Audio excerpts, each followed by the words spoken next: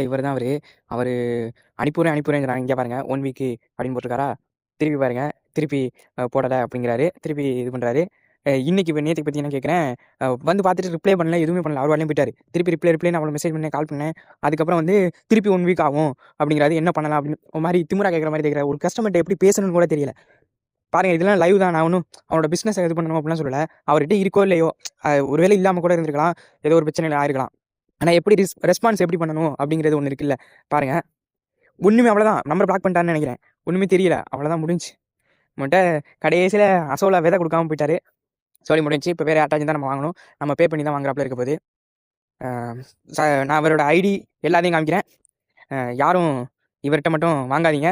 அப்படியே வாங்குறதா இருந்தாலும் அசோலாவை நீங்களே அதுக்குள்ளேயே போட்டு இருக்கான்னு கேட்டுட்டு அதுக்கப்புறம் வாங்க. தவறி கூட வாங்கிடாதீங்க. அப்புறம் நான் என்ன மாதிரி மாட்டிக்கிடுவீங்க. அந்த பெட்டை மட்டும் வச்சு நம்மளால் ஒரு மயிரும் பிடுங்க முடியாது. அசோலா இருக்கணும்.